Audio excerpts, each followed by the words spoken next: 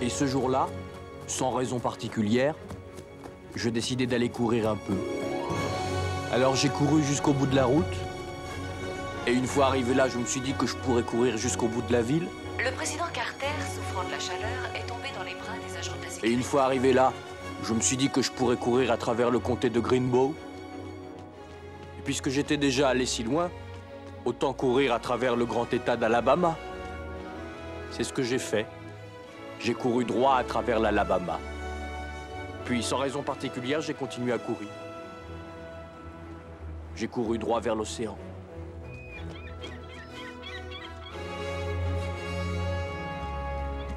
Et une fois arrivé là-bas, puisque j'étais déjà allé si loin, autant faire demi-tour et continuer ma course. Et je suis allé jusqu'à un autre océan. Et puisque j'étais déjà allé si loin, autant faire demi-tour et continuer encore. Quand j'étais fatigué, je dormais. Quand j'avais faim, je mangeais. Quand je devais aller vous savez, j'y allais. Et alors, vous couriez tout le temps? Oui.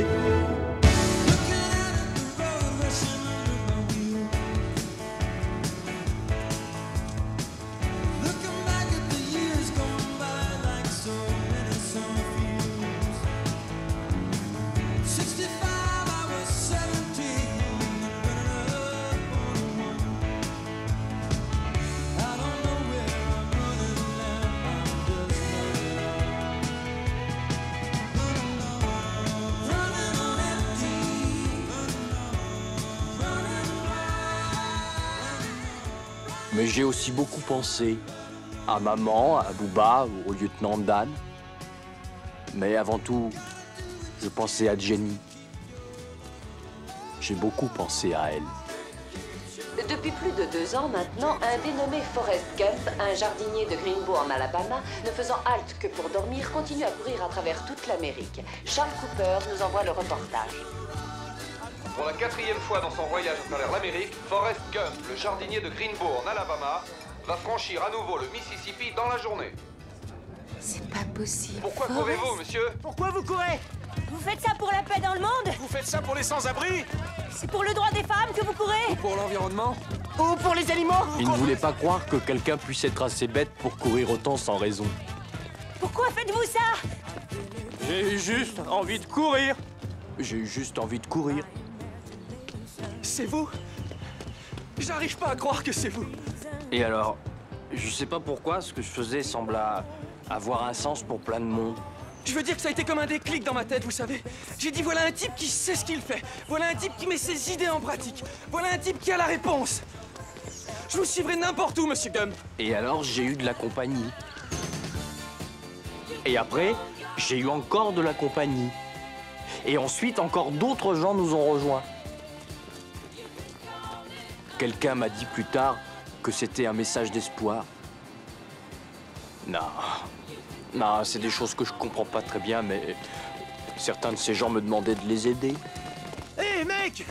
Et dis donc, je me demandais si tu pouvais m'aider. Dis, je vends des autocollants de pare-choc et j'arrive pas à trouver un bon slogan. Et comme je sais que tu as une telle inspiration pour tellement de gens, là, alors je me suis dit que tu pourrais m'aider à trouver quelque chose. Bon, mec, tu viens de marcher dans une grosse merde de chien!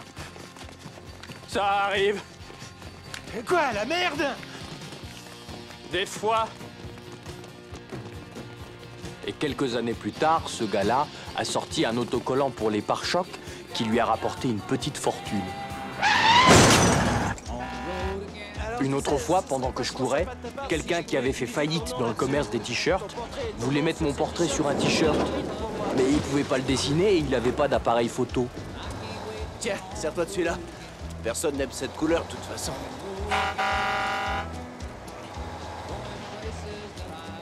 Gardez le sourire.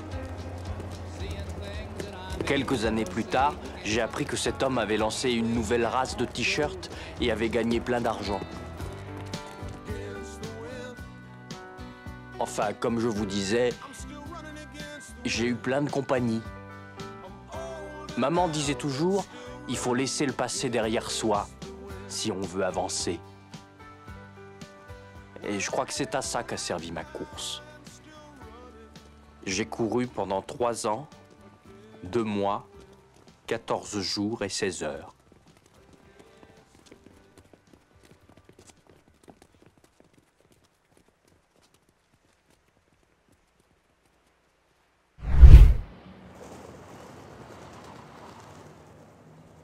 Vous savez, c'est marrant comme on se rappelle certaines choses, mais qu'on oublie les autres. Fais de ton mieux maintenant, Forrest. Je te le promets, maman. Je me rappelle ce trajet en bus mon premier jour d'école. Très bien. Alors, tu montes quoi? Maman dit que je dois pas monter dans le véhicule d'un inconnu. Ça, c'est le bus de l'école. Je m'appelle Forrest Gump. Et moi, Dorothy Harris. Bon, bah, on n'est plus des inconnus maintenant.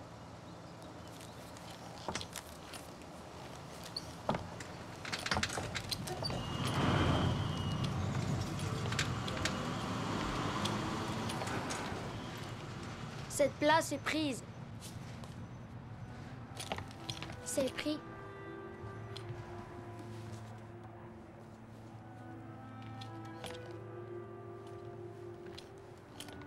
Il y a quelqu'un ici. C'est drôle, les souvenirs de l'enfance. Parce que je me souviens pas de ma naissance. Je ne me souviens pas de ce qu'on m'a offert à mon premier Noël et je ne me rappelle absolument pas mon premier pique-nique, mais je me rappelle très bien la première fois que j'ai entendu la plus douce des voix qui soit au monde.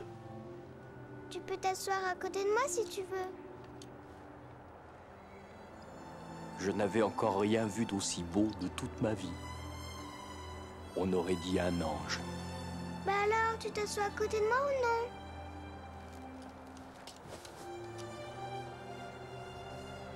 Qu'est-ce que tu as, tes jambes? Oh, rien du tout, merci. Mes jambes sont parfaitement parfaites. Je me suis assis à côté Alors, d'elle pourquoi on ne fait et pas nous pousser avons ses discuté chaussures? pendant tout le chemin de Ma maman l'école. dit que mon dos est aussi tordu qu'un point d'interrogation, que ses chaussures vont En me dehors rendre de droit comme maman, une flèche. personne Ce ne sont m'avait mes jamais chaussures parlé magiques. ou posé des questions. Tu es stupide ou quoi? Maman dit n'est stupide que la stupidité. Je m'appelle Jenny. Je m'appelle Forrest Gump. À partir de ce jour-là, on s'est jamais quittés, Jenny et moi. On était comme les 2 doigts de la main. Tu veux m'épouser?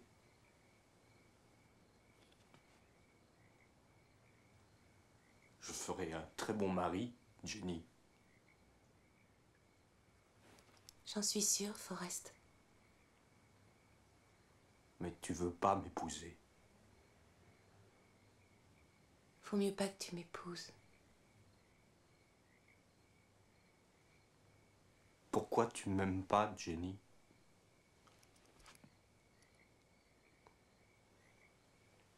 Je sais bien que je suis pas très malin. Mais je sais ce qu'est l'amour.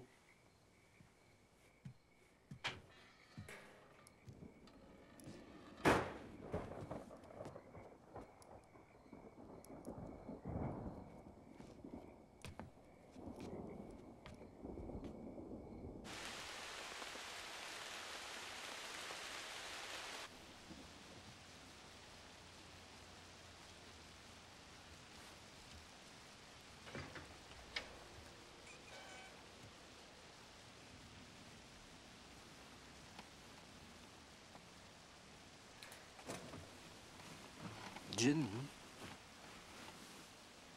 Forrest, je t'aime vraiment.